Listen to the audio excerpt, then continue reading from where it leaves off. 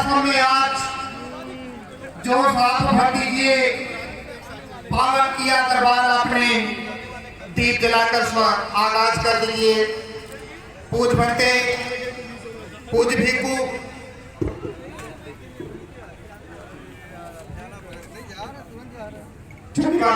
निवेदन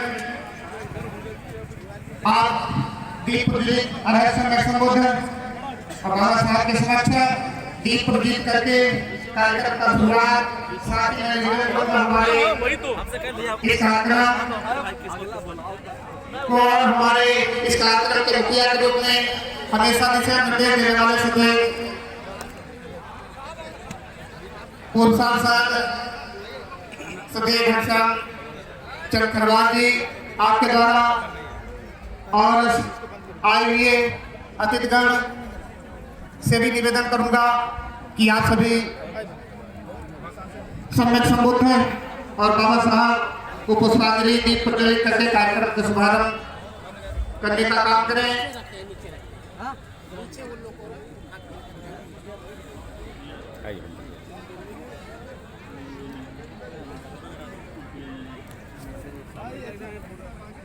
आगाज आज का हो चुका है और हमारे पूज्य भिक्खू जी द्वारा और हमारे अतिथिगण द्वारा ये जो है स्वागत का कार्यक्रम साथियों हमारे बीच में पूज्य भट्टे जी आए हुए हैं। इस गौरवशाली जनपद की शोभा, इस गौरवशाली जनपद के प्रथम आगमन पर हमारे बीच में पूज्य भट्टे जी पधारे हैं। आपके द्वारा दीप प्रज्वलन और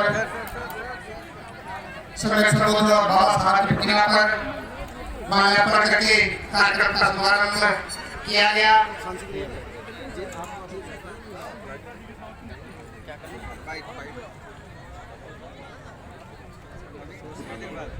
साथियों मैं कहूँगा पूज्य भट्टे जी के लिए पूज्य भिक्खू का आगमन हुआ इस मकान में, पूज्य भिक्खू का आगमन हुआ इस मकान में। मानव बुद्धि आते हैं बड़े कमलवत चरण इस जमीन पर तो जमीन शुद्ध हो जाते हैं। और साथियों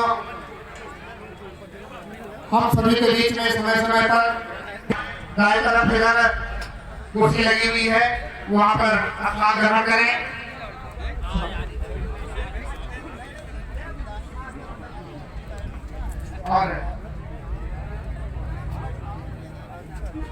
और इसी के साथ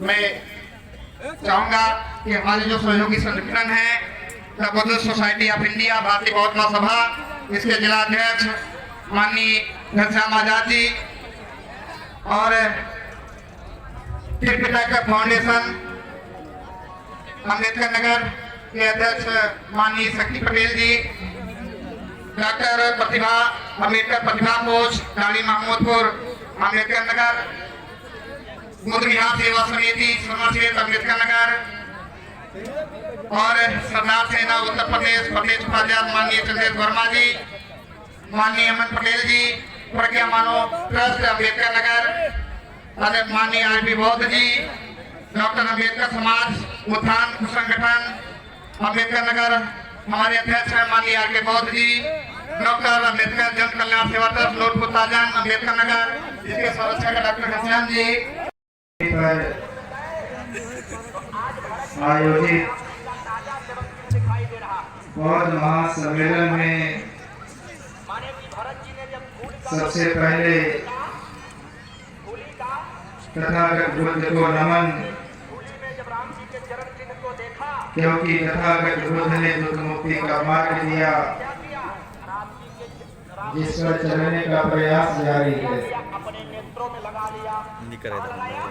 धर्मराजा सम्राट अशोक को नमन, क्योंकि धर्मराजा सम्राट अशोक ने भगवान बुद्ध के धर्म को विश्व धर्म बनाया परम पूज्य बोध संत बाबा साहब डॉक्टर अम्बेडकर को नमन, क्योंकि बाबा साहब डॉक्टर अम्बेडकर ने इस भारत वर्ष को दुनिया का सबसे सुंदर संविधान और उतना ही सुंदर बौद्ध धर्म महान दिया। ब्रह्मानंद सभी संतों गुरुओं महापुरुषों को, जिन्होंने देश में समता मूलक समाज की लड़ाई लड़ी, भांचा सिंह, परम पूज्य भिक्खु संघ और इस महासम्मेलन में जनपद अम्बेडकर नगर के साथ साथ आजमगढ़, बस्ती, संत कबीर नगर, गोरखपुर, जौनपुर, गाजीपुर, सुल्तानपुर आदि जगहों के सम्मानित उपासक उपासिकाओं, मैं आप सबका बहुत आभारी हूँ। मैं सम्मेलन आयोजित करने वाली जो समिति है उसका आभारी हूँ। हमारे बीच में मानवर सांसद जी बैठे हैं। सांसद जी का मैं बहुत आभारी हूँ इस कार्यक्रम के लिए, बड़ा सहयोग देने के लिए। साथ ही साथ आर.के. बौद्ध जी का, राधे श्याम विमल जी का, घनश्याम आजाद जी का, अरविंद गौतम जी का, आर.पी. टंडन जी का, चुनीलाल मास्टर साहब का, दयाराम चौधरी जी का, नंदलाल भारती जी का, आसाराम गौतम जी का, रमाकांत गौतम जी का, प्रमोद बौद्ध जी का, संग्राम बौद्ध जी का, राजेंद्र प्रसाद लहरी जी का, आर.पी. गौतम जी का, एस.के. बौद्ध जी का, सूर्यनाथ बौद्ध जी का, प्रदीप बौद्ध जी का, अनिल पटेल जी का, डॉक्टर संतोष जी का, मनोज जी का, आर.वी. किशरण जी का, मायाराम मास्टर साहब का, अजय नारायण मास्टर साहब गौड़ जी का, दिनेश कुमार जी का, सेवाराम केसरी जी का, साथ ही साथ बहुत सारी सहयोगी संस्थाएं, अम्बेडकर नगर की, the Buddhist society of India, Tripitaka foundation, Harjag Sangh, doctor Ambedkar प्रतिभा खोज समिति,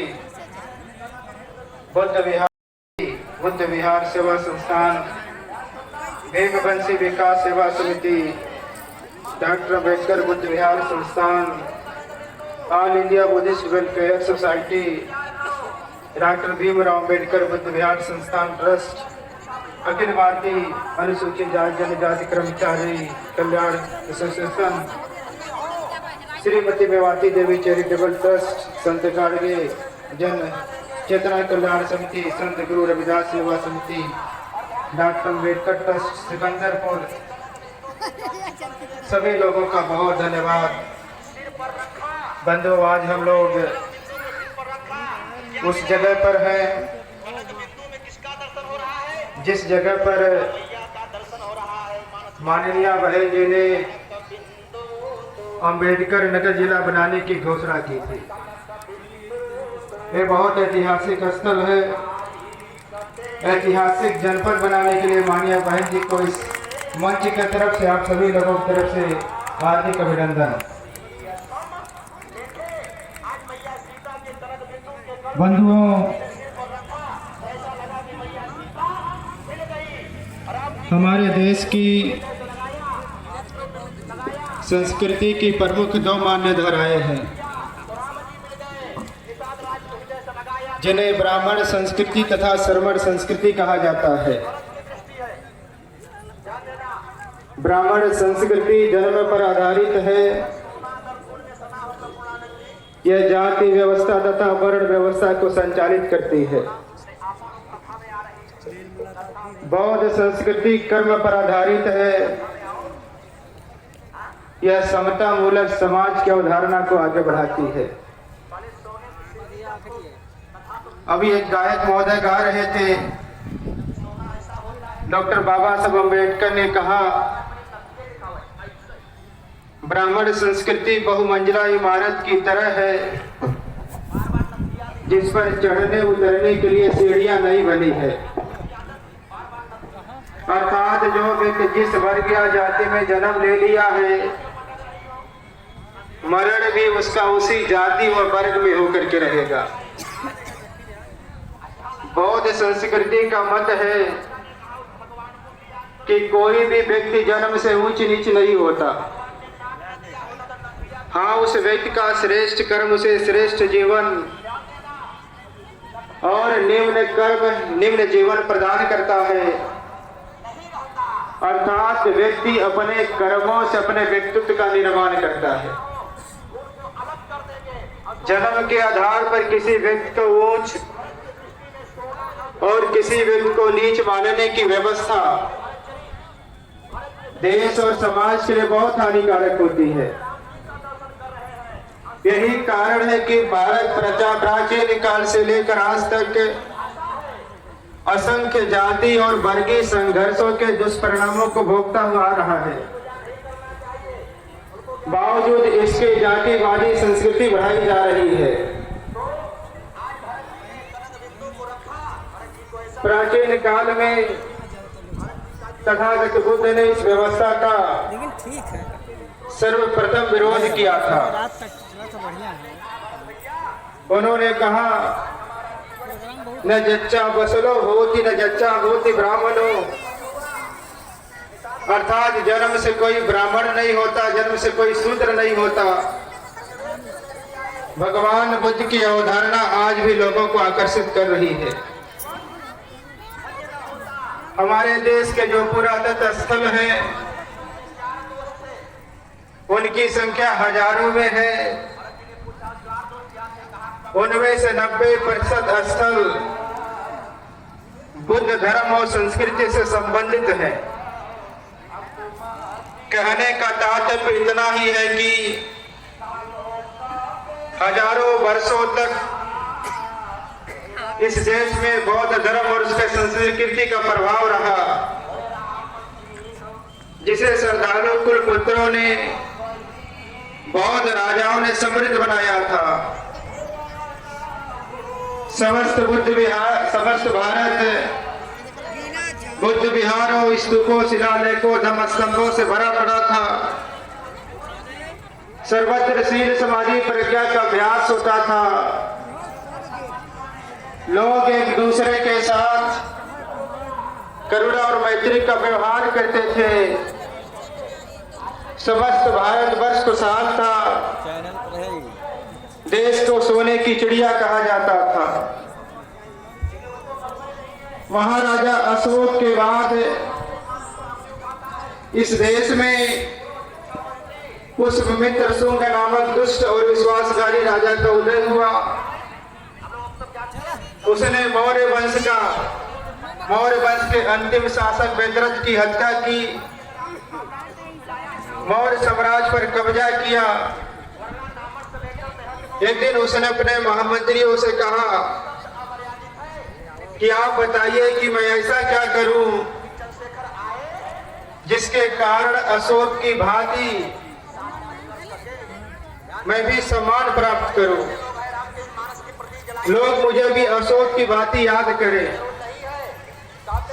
जैसे राजा उसी प्रजा। पुष्यमित्र शुंग के मंत्रियों ने सलाह दिया, कहा कि महाराजा अशोक ने 84,000 स्तूप बनाए हैं, धम्मस्तंभ लगवाए हैं, बुद्ध विहार बनाए हैं, शिलालेख लगवाए हैं। बुद्ध धर्म के कारण अशोक महाराजा को जाना जाता है। बुद्ध धर्म के कारण महाराजा अशोक की पहचान है।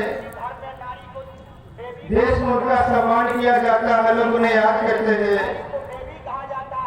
उसके मंत्रियों ने कहा कि महाराजा अशोक ने जो बनवाया है आप उसे तोड़वा दीजिए। इतिहास में जब बनाने के वाले का नाम लिया जाएगा तो तोड़ने वाले का भी नाम लिया जाएगा। राजा पुष्यमित्र शुंग ने देखते देखते बुद्ध विहारों, स्तूपों, शिलालेखों, धम्मस्तंभों को ध्वंसित करवाना शुरू कर दिया। इस देश में बौद्ध भिक्षुओं का कत्लेआम शुरू हुआ। बहुत सारे भिक्षु मार लिए गए। जो लोग बचे तो पलायन करे दूसरे देशों में चले गए। इस प्रकार 12वीं शताब्दी तक आते आते बुद्ध धर्म का लोप होने लगा। ध्यान देने की बात यह है कि किसी भी देश की सभ्यता और संस्कृति के 3 आधार होते हैं। पहला कला और स्थापत्य, दूसरा शिक्षा और साहित्य, तीसरा दर्शन और साधना। अगर इन आधारों पे बात किया जाए तो बौद्ध संस्कृति देश की सर्वोत्तम संस्कृति है। संसार की सुंदरतम प्रतिभाएं भारत में है। एक सारनाथ के म्यूजियम में है, दूसरा मथुरा के म्यूजियम में है, तीसरा राष्ट्रपति भवन को सुशोभित कर रही है। आपको जानकर के आश्चर्य होगा कि तीनों प्रतिमाएं भगवान बुद्ध की है। अगर कोई स्थापत्य की बात करें तो लुम्बिनी बुद्ध ने सारनाथ, कुशीनगर, नालंदा, तक्षशिला, विक्रमशिला आज स्थानों पर विद्यमान पुरातत्व अवशेष हमारे समृद्ध कला के और स्थापत्य के साक्षी हैं। साथ ही साथ देश की अमूल्य पुरानिधि भी है। यदि शिक्षा की बात की जाए तो हमारे सभी बुद्ध विहार शिक्षा के महान केंद्र थे, जहाँ बिना किसी भेदभाव के लोगों को शिक्षा दिया जाता था। नालंदा, तक्षशिला आदि अग्रणी थे। शताब्दियों तक नालंदा आदि ने देश और विदेश के लोगों को विश्व की शिक्षा दिया है। प्राय कहा जाता है कि प्यासा कुएं के पास जाता है। भगवान बुद्ध ने साधारणा बदल दिया। भगवान बुद्ध ने अपने भिक्षुओं का आदेश किया, कहा जगत भिक्षु चार काम बहुजन हिताय भोजन सुखाए। अर्थात भिक्षुओं बहुतों के हित के लिए, बहुतों के सुख के लिए विचरण करो। सर्वोदय तथा महात्मा के माध्यम से श्रेष्ठतम जीवन की स्थापना करो। तथागत बुद्ध का आदेश मान करके तथागत के भिक्षुओं ने अपना सर्वस्व त्याग करके लोक कल्याण में लगे रहे। दुखी मानवता की जितनी सेवा और रक्षा तथागत के भिक्षुओं ने किया है, उसका उदाहरण मिलना बहुत कठिन है। ऐसे ही अगर साहित्य की बात किया जाए तो बौद्ध साहित्य का स्थान भी सर्वोपरि है। आपने इतिहास में पढ़ा होगा, नालंदा विश्वविद्यालय का पुस्तकालय वर्षों तक जलता रहा। वहीं चीनी साहित्य में बौद्ध ग्रंथों के जो अनुवाद उपलब्ध हैं, उन्हें यदि भारत के किसी भी भाषा में रूपांतरित किया जाए तो वह करोड़ों पृष्ठों में समाहित हो पाएंगे। बौद्ध न्याय और प्रमाण शास्त्रों पर ऐसे तत्वबोधक ग्रंथ उपलब्ध हैं जिनकी तुलना संसार के किन्हीं भी ग्रंथों से नहीं की जा सकती है। इसी प्रकार यदि बौद्ध दर्शन की तुलना करें तो जितनी ऊंचाई पर बौद्ध दर्शन पहुंचा है, उसकी कल्पना भारत का कोई दर्शन नहीं कर सकता है। ये बात यहाँ के शासकों को, यहाँ प्रशासकों को और यहाँ के उद्योगपतियों को पता है। इसलिए जब वे लोग बाहर जाते हैं, विदेशों में जाते हैं, तो बड़े गर्व से कहते हैं कि मेरा बड़ा सौभाग्य है कि मैं बुद्ध के देश में जन्म लिया हूँ। लोग कहते हैं कि मेरा बड़ा सौभाग्य है कि मैं भगवान बुद्ध के धरती से आया हूँ। लोग ये भी कहते हैं भारत ने पूरी दुनिया को युद्ध नहीं बुद्ध दिया है। विदेशों में बुद्ध धर्म की बड़ी बड़ी बातें कहने वाले लोग जब भारत में आते हैं तो भारत में भगवान बुद्ध को विष्णु का अवतार बोलते हैं और कहते हैं कि यह धर्म हमारी शाखा है। इतना ही नहीं, आज अपने मंचों पर अभी मैं कुंभ में देख रहा था, नकली और भिखारी भिक्षुओं को, लामाओं को बुला करके लोग कह रहे थे कि हम एक हैं। बंधु, आप सभी लोगों को थोड़ा सावधान होना पड़ेगा। इस देश में मैं बौद्ध उसी को मानता हूं जो 22 प्रतिज्ञाओं का पालन करता है, और जो 22 प्रतिज्ञाओं का पालन नहीं करता मैं उसे बौद्ध नहीं मानता हूं। वैसे तो इसमें कोई शक नहीं है, अगर इस देश का कोई भी धर्म विश्व धर्म बना है तो बौद्ध धर्म है, और इसमें भी कोई शक नहीं है, अगर इस देश का कोई गुरु विश्व गुरु बना है, जगत गुरु बना तो भगवान बुद्ध है।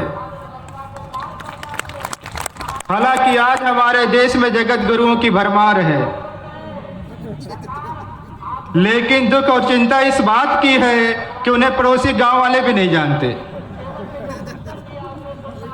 और किसी को तब हम जान पाते हैं जब उनके काले कारनामे हमारे बीच में आ जाते हैं। वैसे मुझे किसी से कोई शिकायत नहीं है,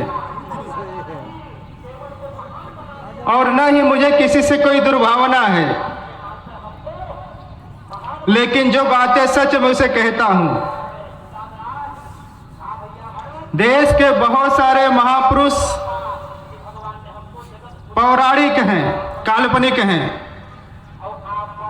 उनके जन्मों का अता पता नहीं है, लेकिन उनके संबंधित जब कोई उत्सव आता है, पर्व आता है, तो देश और राज्य की सरकारें बड़ी धूमधाम से मनाती है। लेकिन जिस महापुरुष ने भारत में जन्म लिया, जिस महापुरुष ने भारत में ज्ञान प्राप्त किया,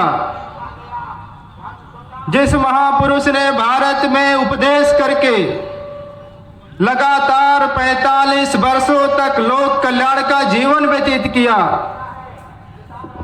जिस महापुरुष ने भारत की वसुंधरा पर महापरिनिर्वाण प्राप्त किया, जिस महापुरुष के कारण भारत को विश्व गुरु और देश को सोने की चिड़िया कहा गया, जब उनके जीवन से संबंधित कोई पर्व उत्सव आता है तो प्रदेश और राज्य की सरकारें कुछ नहीं करती हैं। हम सभी लोगों को अपने अपने स्तरों पर अपने अपने तरीकों से प्रयास करते रहना है।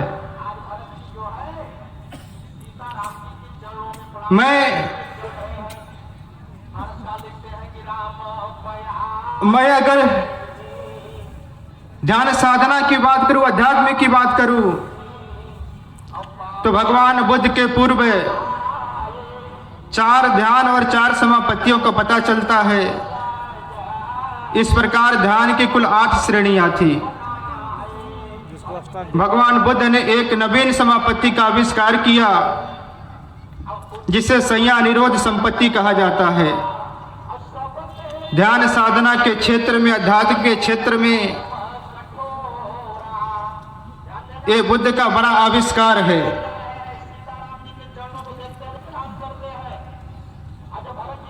भगवान बुद्ध का जो ध्यान साधना के लिए आविष्कार है, पूरी दुनिया उनका ऋणी रहेगी।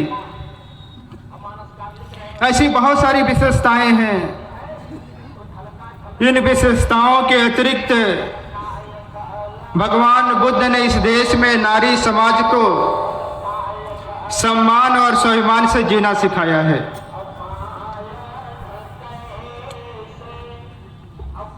हमारे पास बहुत सारी उपासिकाएं हैं, और मंच पे बैठी 2 गायिकाएं बैठी हुई हैं। मैं इनको गवाना चाह रहा था, माननीय सांसद जी आकर के बोले बंटे जी बहुत सारे लोग गाने वाले हैं और आपको सुनने के बाद ठीक रहेगा। मैं भगवान बुद्ध का योगदान बताना चाहता हूँ। भगवान बुद्ध के समय में नारी समाज की दिशा बहुत दयनीय थी।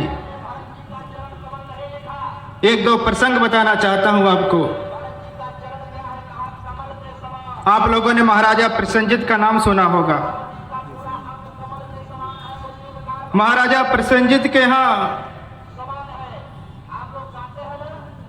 एक पुत्री पैदा हुई। महाराजा प्रसेनजीत भगवान बुद्ध के सामने बैठे हुए थे। महाराजा प्रसेनजीत बहुत दुखी थे पुत्री के नाम पर। भगवान बुद्ध ने उनको दुखी देखते हुए पूछा, कहा कि महाराज आप दुखी क्यों हैं? महाराजा प्रसेनजीत ने कहा, समझो कम चला होता आदत के लिए भगवान सूचना मिली है कि घर पे पुत्री ने जन्म लिया है। भगवान ने कहा कि महाराज ये तो बड़ी प्रसन्नता की बात है, क्योंकि यही पुत्रियां आगे चल करके सुयोग पुत्रों को जन्म देती हैं। यही पुत्रियां आगे चल करके राजाओं को जन्म देती हैं। यही पुत्रियां आगे चल के महाराजाओं को जन्म देती हैं। यही पुत्रियां आगे चल करके महापुरुषों को भी जन्म देती हैं। और महाराज यही पुत्रियां आगे चल करके हम जैसे बुद्धों को भी जन्म देती है। इसलिए महाराज पुत्रियां पुत्रों से कम नहीं होती। एक और प्रसंग आप सुने। आप लोगों ने आम्रपाली का नाम सुना होगा। भगवान बुद्ध के समय में आम्रपाली को गणिका अर्थात वेश्या कहा गया है। आम्रपाली भगवान बुद्ध के पास गई। भगवान बुद्ध ने उन्हें भगवान बुद्ध को भोजन का निमंत्रण दिया। भगवान ने आम्रपाली का निमंत्रण स्वीकार कर लिया। जब ये बात वहां के राजकुमारों को पता चली तो वैशाली के राजकुमार भगवान बुद्ध के पास गए। उन लोगों ने भगवान बुद्ध से कहा कि भगवान आप मेरा भोजन स्वीकार करिए। भगवान ने कहा कि राजकुमारों मैंने आम्रपाली का भोजन स्वीकार कर लिया है। वो सब राजकुमार मिलकर के आम्रपाली के पास गए। आम्रपाली से कहा कि आम्रपाली कल का भोजन हमें कराने दो,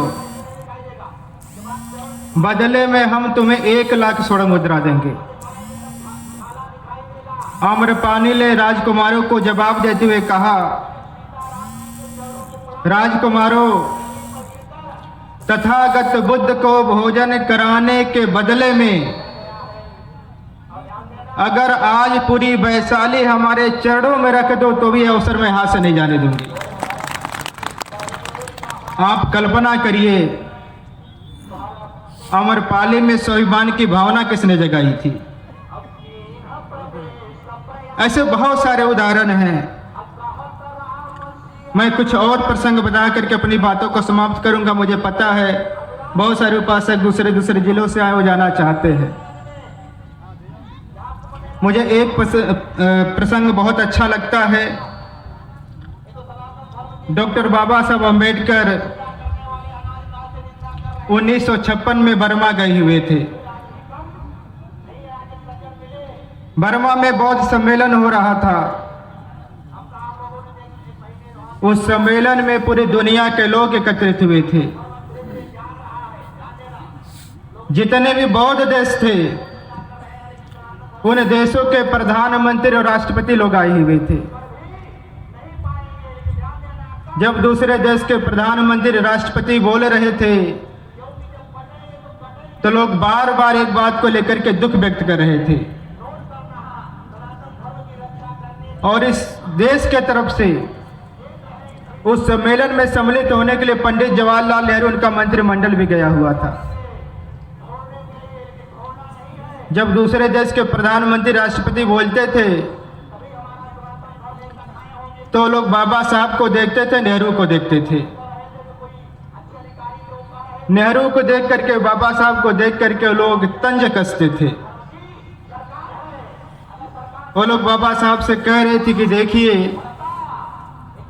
जिस देश में भगवान बुद्ध ने जन्म लिया उस देश के लोग भगवान बुद्ध को भूल गए। वह लोग कह रहे थे कि देखिए, जिस देश में भगवान बुद्ध ने बौद्ध धर्म दिया उस देश के लोग भगवान बुद्ध के धर्म को भूल गए। वो लोग कह रहे थे कि देखिए, भगवान बुद्ध ने जो बोधि वृक्ष लगाया था, ज्ञान का वृक्ष लगाया था, आपके देश में सूख गया। और वो लोग कह रहे थे कि आप लोगों ने बचाया नहीं। और वो लोग ये भी कह रहे थे कि हमारे यहाँ जब से बौद्ध धर्म आया तब से हम लोगों ने बचा कर रखा है। और वो लोग कह रहे थे कि अभी तक हमारे देश में बौद्ध धर्म बचा हुआ है।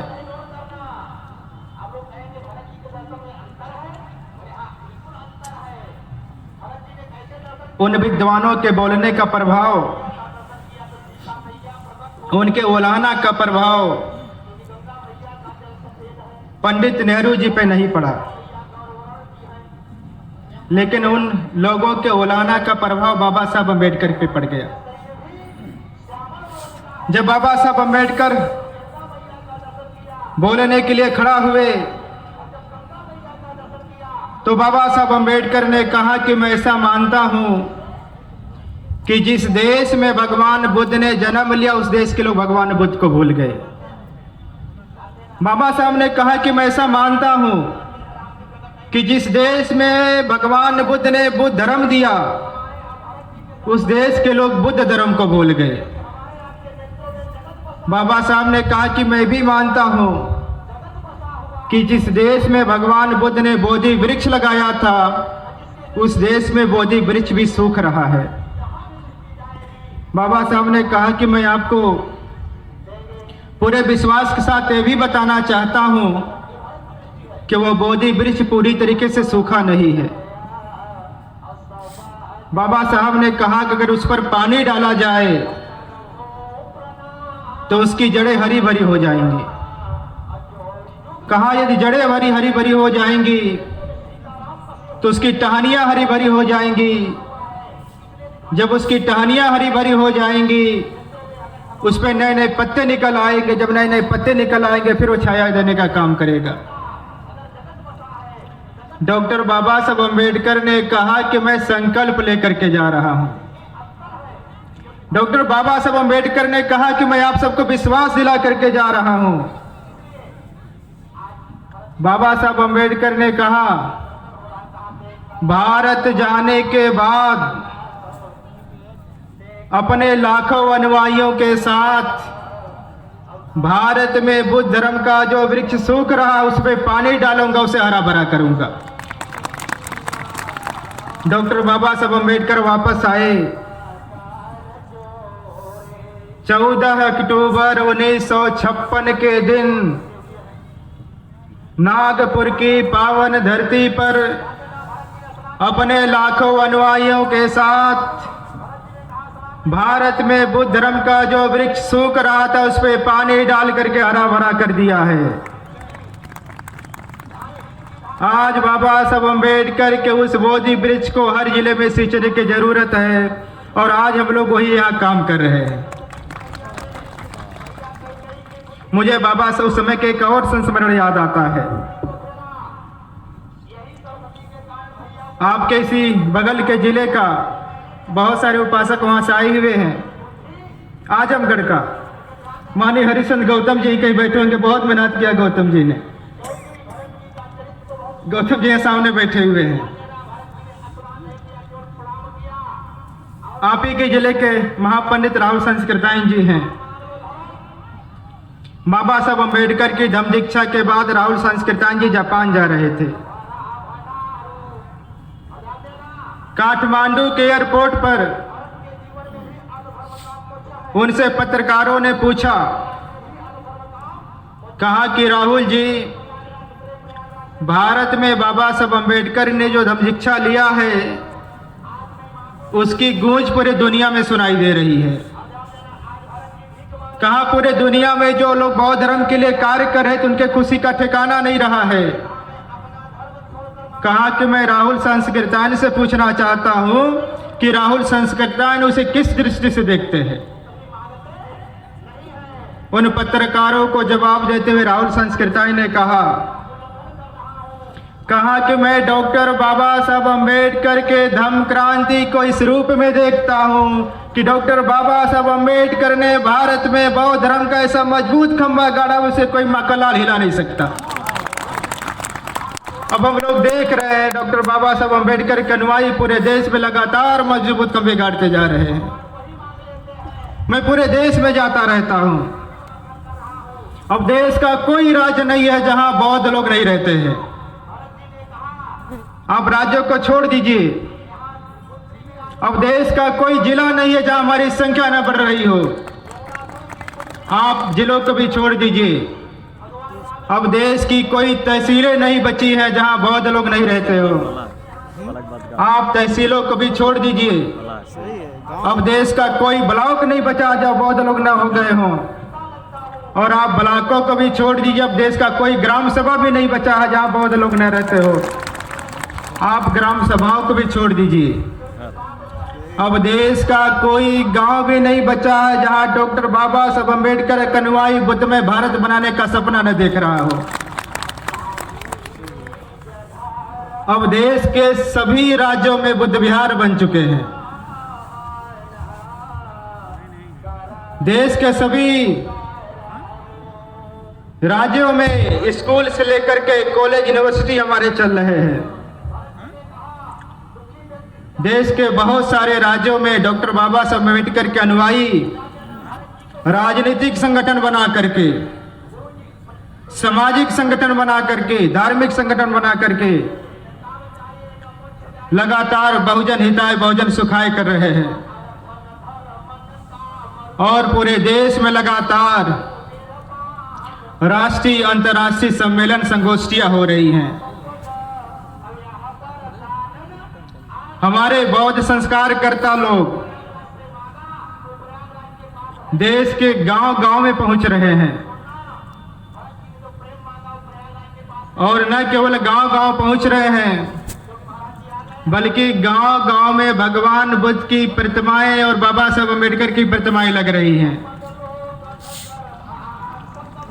आज देश में अम्बेडकरवाद बहुत मजबूत स्थिति में आ गया है। आज डॉक्टर बाबा साहब अम्बेडकर के अनुयायी इस देश में प्रधान से लेकर के मुख्यमंत्री, राष्ट्रपति तक हो चुके हैं।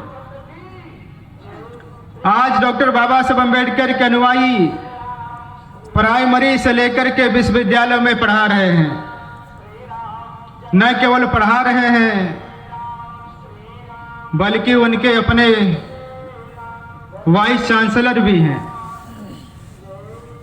आज डॉक्टर बाबा साहब अम्बेडकर के अनुयायी लाखों के संख्या में डॉक्टर हैं। आज डॉक्टर बाबा साहब अम्बेडकर के अनुयायी लाखों के संख्या में इंजीनियर हैं।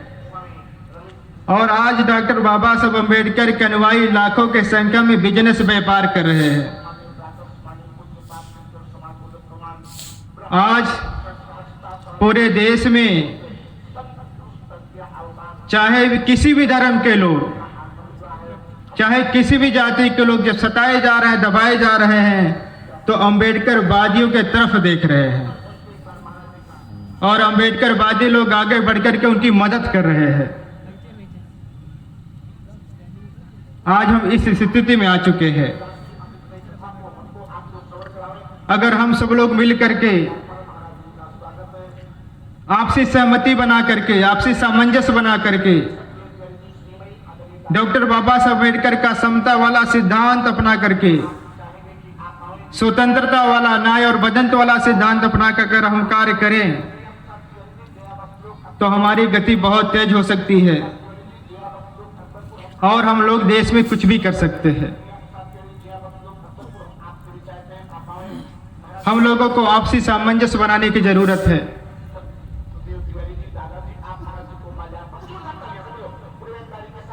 हम सब लोग मिल करके अगर एक साथ कार्य करें, जितने भी संगठन हैं, जब हम लोग यहाँ बैठक कर रहे थे, माननीय सांसद जी दोनों बैठकों का संचालन अध्यक्षता कर रहे थे। मैंने सांसद जी से आग्रह किया था कि सांसद जी, जिले के कोई भी संगठन न छूटे, चाहे छोटे संगठन हो चाहे बड़े संगठन हो, वो सारे लोगों को साथ लेना है। मैं देख रहा हूं जिले की जितने भी संगठन इस कार्यक्रम के लिए योगदान किए हुए हैं। मैं शाम को सांसद जी के घर बैठा हुआ था, सांसद जी ने कहा कि बनते जी इस कार्यक्रम के लिए ओबीसी समाज का बहुत बड़ा योगदान है, ओबीसी समाज के लोगों ने बहुत योगदान किया है। तो उत्तर प्रदेश के जो बौद्ध धर्म की स्थिति है वो बहुत बदल रही है। हम सभी लोगों को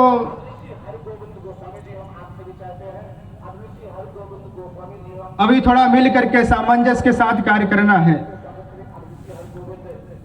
और अगर हम लोग सामंजस्य के साथ 5-6 साल रणनीति के साथ कार्य कर लिए तो हम लोग बौद्ध धर्म की वापसी करा ले जाएंगे।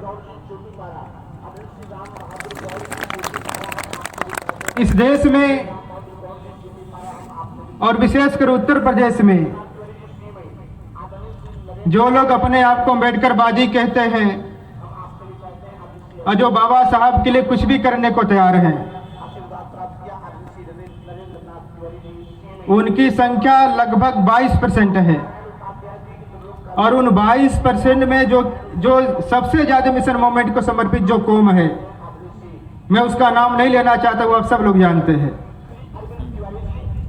उसकी संख्या 15% है। अगर वो 15% के लोग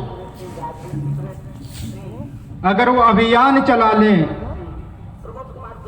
कि हम बाबा साहब अम्बेडकर के अनुयायी हैं, बाबा साहब ने हमसे कहा कि बौद्ध बनो, अगर ये 15% के लोग आगे आ जाएं और 15% के लोग बौद्ध धर्म की दीक्षा ले लें तो हमारी संख्या 15% हो जाएगी और लोगों की संख्या 15% कम हो जाएगी। और जो हमारी संख्या मिलकर के 22% हो जाती है, अगर 22% के लोग दीक्षा ले लें तो हमारी संख्या 22% हो जाएगी और जो विरोधी ताकत है उनकी संख्या कितनी कम हो जाएगी, वो 22% कम हो जाएगी। इसी प्रकार साहू फूले के वंशज, यहाँ बहुत सारे लोग साहू फूले के वंशज हैं, सयाजी गायकवाड़ जी के वंशज हैं, अपने कार्यक्रम को योगदान कर रहे हैं। साहू फूले से लेकर के महाराजा अशोक के वंशजों को लेकर के, महाराजा अशोक के वंशजों से लेकर के ललई सिंह यादव तक हमारे जो बहुजन महापुरुषों की श्रृंखला है, हमारे जो बहुजन महापुरुष हैं, अगर इनके अनुयायी बौद्ध धर्म अपना लें तो आप कल्पना कर सकते हैं हमारी संख्या कितनी हो जाएगी। हमारी संख्या लगभग 50% हो जाएगी और विरोधी लोग संख्या कितनी कम हो जाएगी, 50% से कम हो जाएगी। और अगर हम लोग इस देश में 50% हो जाए तो फिर दिल्ली पे शासन कौन करेगा? कोई ईवीएम आपको रोक पाएगी?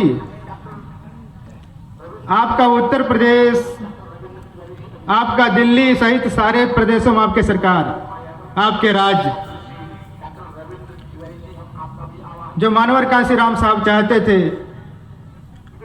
अशोक का शासन वापस आ जाएगा। तो अभी हम लोगों को ये आपसी सामंजस्य बना करके, भाईचारा बना करके, महाराजा अशोक के वंशजों से लेकर के ललई सिंह यादव के वंशजों तक जो हमारे महापुरुषों की श्रृंखला उन लोगों से कहना है अब मेरे सर व्यवस्था में रहा हो गया और उनसे कहना कि केवल बात मत करो, काम करो। हम रजनीश और उनसे यह एहसास कराना है चला कुछ सुना कि जो लोग अपने आप को अम्बेडकरवादी कहते हैं, है? जो लोग अपने आप को बुद्धवादी कहते हैं आदित्य रजनीश और जो लोग अपने आप को समाजवादी कहते हैं, अगर वह ब्राह्मणवाद के व्रतों को, त्योहारों को मनाते हैं तो उनको अम्बेडकरवादी, समाजवादी, बुद्धवादी नहीं कहना चाहिए, उन्हें भी ब्राह्मणवादी ही कहना चाहिए। और ये कहना चाहिए कि अगर आप संजू भैया कैसे आए? आप अपने आप को अम्बेडकरवादी कह करके फिर उन त्योहारों से मुक्त नहीं हो रहे हैं तो आप भी अम्बेडकरवादी नहीं बल्कि मनुवादी ही हैं।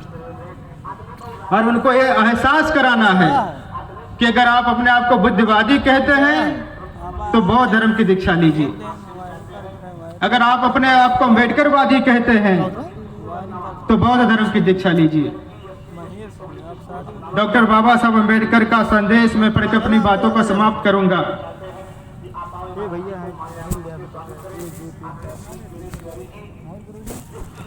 मालती भी सोच रही, सुनीता मैडम बैठी हुई है गाना गाने के लिए, ये लोग भी सोच रही होंगी कहीं ऐसा ना हो भंते जी देर तक बोले और लोग जाने लगे और मैं कहूंगा कि आप लोग जाइएगा नहीं, हम भी बैठे रहेंगे। डॉक्टर बाबा साहब अम्बेडकर ने कहा है आने वाली सदी बौद्धों की सदी है और डॉक्टर बाबा साहब अम्बेडकर बोधिसत्व हैं। बोधिसत्वों की बातें कभी मिथ्या नहीं जाती हैं। अगर बाबा साहब अम्बेडकर ने कहा आने वाली सदी बौद्धों की सदी है तो आपको मानना चाहिए कि आने वाली सदी बौद्धों की सदी है। और बाबा साहब अम्बेडकर ने कहा आने वाली सदी वो भी किसी भी सदी बौद्धों की सदी है तो आपको ये मानना चाहिए किसी भी सदी बौद्धों की सदी है। और इसका मैं एक उदाहरण दे रहा हूं। मैं पूरे दुनिया में जाता रहता हूं, पूरी दुनिया में दो विचारधारा बहुत तेजी से बढ़ रही है। पूरे दुनिया में या तो लोग बौद्ध हो रहे हैं नहीं तो लोग नास्तिक हो रहे हैं। और भारत भी मैं देख रहा हूं या तो लोग बौद्ध हो रहे हैं नहीं तो लोग नास्तिक हो रहे हैं। जिस तरह से ज्ञान विज्ञान भारत में बढ़ रहा है, आने वाले 20 सालों के अंदर मैं आपको बता कर जा रहा हूं, आप नोट कर लीजिए, मात्र 15-20 सालों में। और आप अपने घर जाकर के आज देखिएगा, आप देखिएगा कि आपके बच्चे आपसे तेज हैं कि नहीं, है जरा ये देख लीजिएगा। और अगर आप जाकर अपने बच्चों को देखेंगे तो आप पाएंगे कि आपके बच्चे आपसे बहुत तेज है। और 10-20 सालों के बाद वो बच्चे अंधविश्वास को नहीं मानने वाले हैं। और उन बच्चों के साथ अगर आप दबाव बनाएंगे, उन बच्चों के पास दो ही विकल्प है। आने वाले 10-20 सालों के बाद इस देश में हर जाति के, हर धर्म के बच्चों के पास दो ही विकल्प है, या तो बौद्ध बनेंगे नहीं तो फिर वो नास्तिक बन जाएंगे। और मैं आपको एक उदाहरण के लिए बताना चाहता हूं, आप देश के किसी भी विपश्यना सेंटर में चले जाइए, देश के जितने भी विपश्यना सेंटर आप जाकर के देखिए, सारे विपश्यना के सेंटर वेटिंग में चल रहे हैं। और वहां विपश्यना सेंटर में बैठ कर ध्यान कौन करा, जाके जरा ये भी देखिएगा। उन विपश्यना सेंटरों में ध्यान करने वाले 20% भी दलित और पिछड़े समाज के लोग नहीं हैं।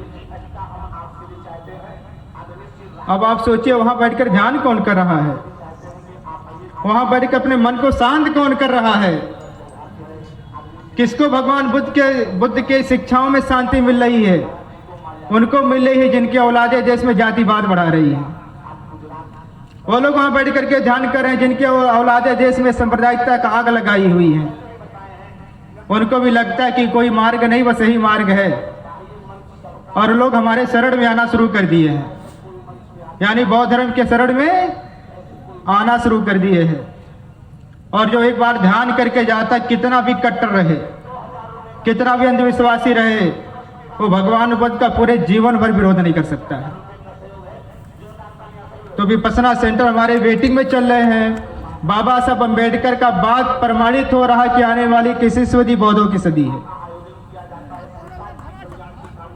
तो हम लोग आपसी सामंजस्य बनाएं और एक प्रतिज्ञा कर लें। प्रतिज्ञा यह है कि जब आप चाहेंगे तभी मरेंगे, जब तक आप नहीं चाहेंगे तो नहीं मरेंगे। और मैं इस बात को मानता हूं, जब मैं चाहूंगा तभी मरूंगा, जब तक मैं नहीं चाहूंगा तो नहीं मरूंगा। और मैं अपने हर कार्यक्रमों में बोलता हूं, मैं आप बोलता हूं कि अभी संकल्प करके यहां से जाइएगा। संकल्प एक करके जाइएगा, आप जब चाहेंगे तब मरेंगे, आप जब तक नहीं चाहेंगे तब तक नहीं मरेंगे। आप एक संकल्प लेकर के जाइए, आप तब तक नहीं मरेंगे जब तक बाबा साहब अम्बेडकर के सपनों का भारत बुद्ध में भारत नहीं बन जाता। और आप संकल्प ले लीजिए, आपको बुद्ध देश में ही मरना है, प्रबुद्ध भारत में मरना है। प्रबुद्ध भारत बनाना बहुत आसान है, हम लोगों ने अपनी यात्राओं में देख लिया है।